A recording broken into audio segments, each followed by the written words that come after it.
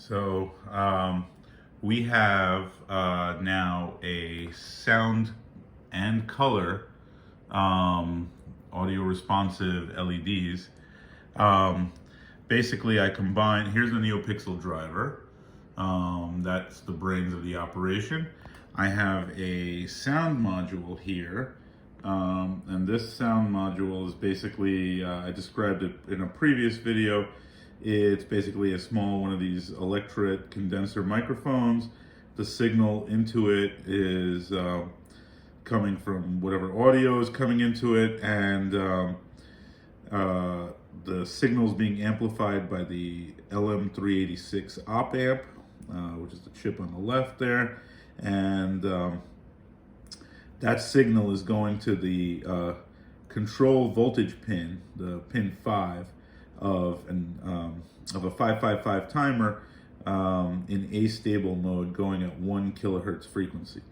So that signal is going into one input of an AND gate, which is right there.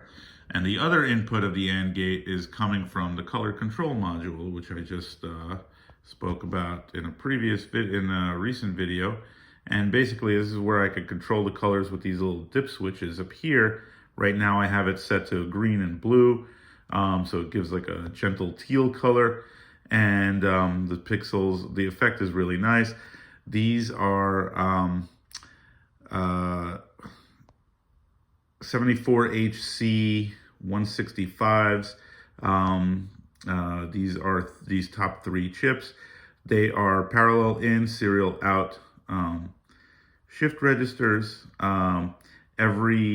So they have, they're preloaded with 24 bits worth of data, 8 bits in each, one for red, one for green, one for blue. I have these 2 chips on the bottom left are a CD4017 counters that count up to 24. The clock, they're being clocked by the master clock of the Neopixel driver. And this transistor-based AND gate makes it so that when it reaches 24, it resets the count and reloads the color bit data into the shift registers, which are then outputting into the other input of the AND gate.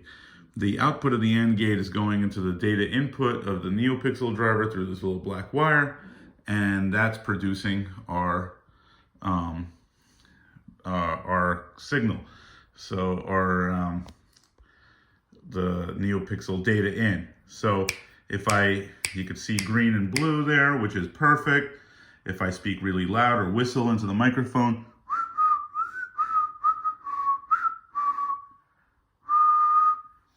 and that works out very well.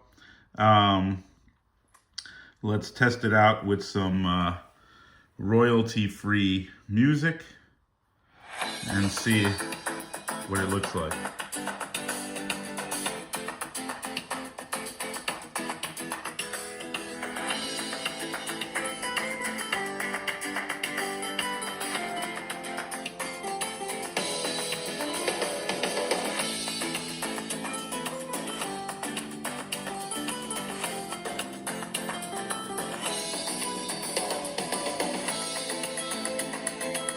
And the effect is pretty nice with the green and blue.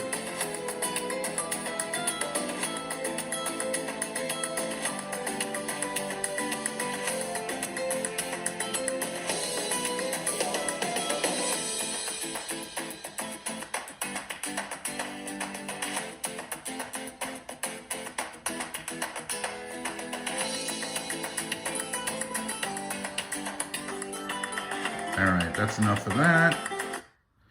I'm gonna put this royalty-free music down. That was coming from an iPad. Anyway, so the sound is pretty good. The response is pretty good. There's no noise in the signal. And to test out the effect, let me make it brighter here. I have a oscilloscope looking at the signal. So this oscilloscope is measuring the baseline signal of the 555 timer. So now I have it set with the voltage control pin. I have it set to a very low duty cycle, very a short duty cycle, like somewhere in the range of 2, 3, 4%. And what you could see is when there's no audio signal going in, it's basically 0. And when the audio signal comes in, you actually get waves coming in. So let me make a loud noise. I'm gonna try to whistle if I can.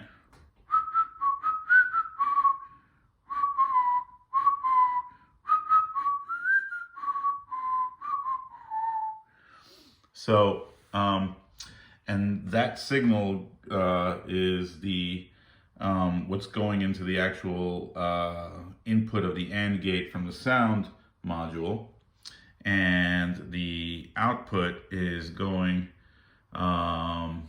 The other input is the color module, and so that gives, instead of just white lights, it gives whatever colors you set it to. So in this case, it's the stuff that ends up in the middle is kind of teal, and the stuff on the outskirts looks green and blue.